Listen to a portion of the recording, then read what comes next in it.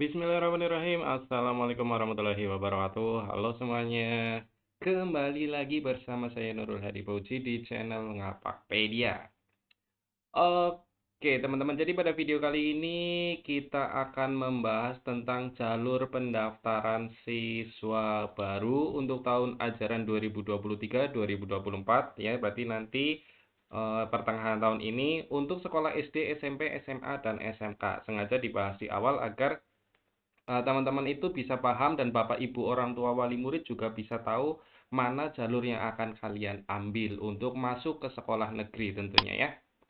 Oke, yang pertama kita akan bahas dulu. Jadi ada 4 jalur pendaftaran siswa baru yaitu untuk tahun ajaran 2023-2024 untuk jenjang SD, SMP, dan SMA, termasuk SMK negeri juga sama setahu saya ya.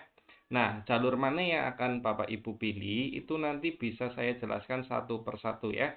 Yang pertama yaitu jalur zonasi. Nah, jalur zonasi ini diperuntukkan bagi calon peserta didik baru yang berdomisili di dalam wilayah zonasi yang ditetapkan pemerintah daerah.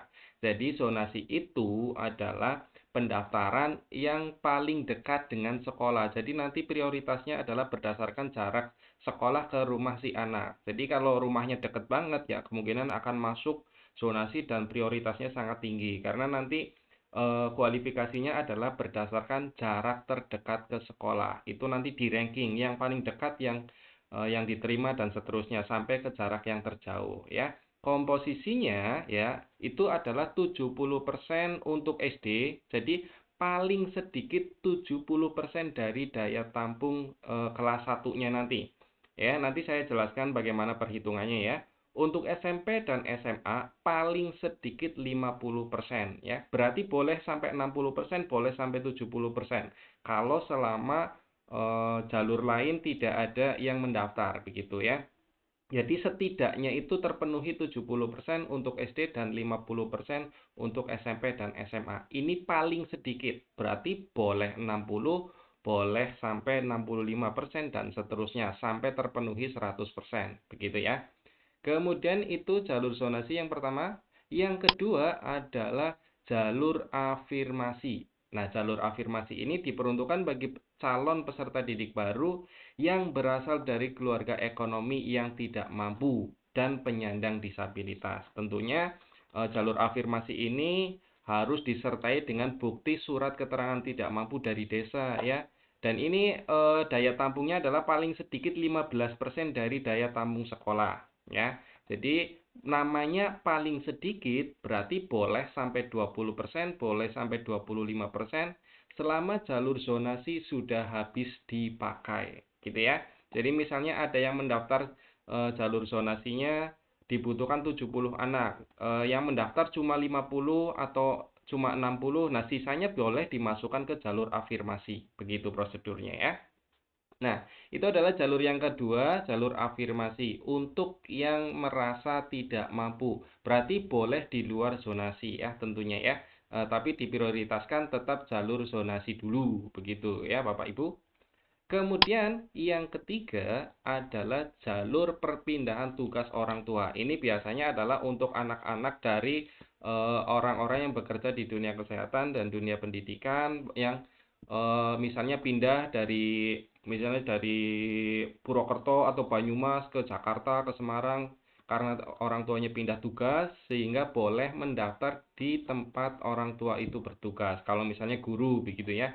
Anaknya guru itu boleh mendaftar di sekolah dari bapak atau ibu yang menjadi gurunya. Jadi misalnya bapak ibu adalah guru di sekolah A, maka anaknya boleh mendaftar di sekolah tempat ibu bekerja. Gitu ya, intinya seperti itu. Dan ini paling banyak 5%. Jadi tidak boleh lebih dari 5% ya. Kalau melebihi 5% maka tidak diizinkan atau nanti akan ada yang gugur karena paling banyak 5% begitu ya. Ini berarti tergantung dari adanya sisa dari jalur zonasi atau jalur afirmasi. Jadi prioritasnya adalah zonasi dulu sampai terpenuhi, nanti jalur afirmasi sampai terpenuhi, baru pindahan orang tua. Nah, yang keempat adalah jalur yang paling terakhir adalah jalur prestasi, di mana jalur ini diperuntukkan jika masih ada sisa kuota dari 3 jalur tadi. Pemerintah daerah dapat membuka jalur prestasi, begitu ya. Ditentukan berdasarkan nilai rapot yang dilampirkan surat keterangan peringkat nilai rapot peserta didik dari sekolah asal dan atau prestasi di bidang akademik maupun non-akademik. Non-akademik itu yang kayak olahraga dan lain sebagainya ya, yang bukan nilai rapot lah pokoknya. Itu yang non-akademik ya. Jadi prioritasnya adalah zonasi dulu sampai maksimal pendaftar ya. Kemudian setelah zonasi baru masuk ke afirmasi. Setelah jalur afirmasi terpenuhi, maka baru memperbolehkan ke perpindahan orang tua. Setelah perpindahan orang tua terpenuhi, baru jalur prestasi. Begitu urutan prioritas penerimaan siswa baru untuk tahun ajaran. Ini hampir sama dengan 2 tahun sebelumnya ya. Nah, kemudian dari 4 hal ini ada beberapa informasi yang ingin saya sampaikan. Di sini saya membuat simulasi ya. Ini ada jalur zonasi, afirmasi, pindah orang tua, dan prestasi ya. Kemudian ini misalnya daya tampungnya adalah 150 siswa. Maka untuk sekolah dasar itu paling sedikit untuk jalur zonasi menerima 105 siswa. Artinya 70% dari 150 adalah 105 siswa. Begitu ya. Nah, untuk yang paling sedikit untuk SMP itu 50%, artinya 75. Untuk SMA juga sama 50%, jadi 75. Begitu ya. Itu untuk jalur zonasi.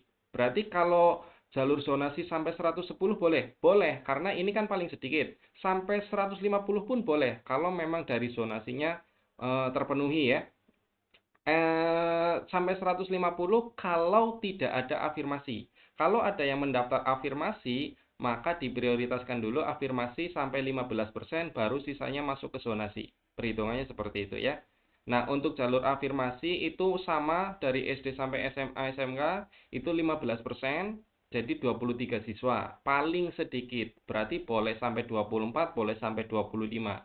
Intinya silakan diprioritaskan dari zonasi dan afirmasi.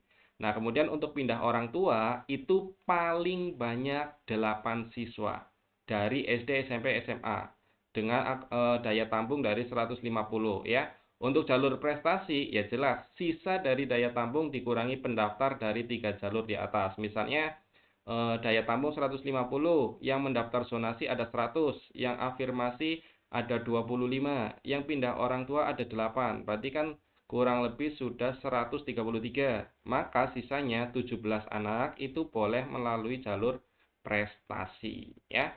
Nah, cara menghitung jumlah siswa yang diterima adalah dengan menghitung presentase dikali jumlah daya tampung. Contohnya nih, jalur zonasi untuk yang SD, di mana SD itu 70%. Maka cara menghitungnya 70 dibagi 100 dikali 150. Artinya hasilnya 105 siswa. Begitu ya teman-teman. Ini kayaknya saya salah hitung deh ya. Nanti teman-teman coba hitung lagi ya. Harusnya sih iya betul 105 ya. Betul ya. 105 siswa. Begitu ya teman-teman. Jadi seperti itu, kalau ada koma dibulatkan ke atas ya. Jadi itu saja dari saya teman-teman. Terima kasih.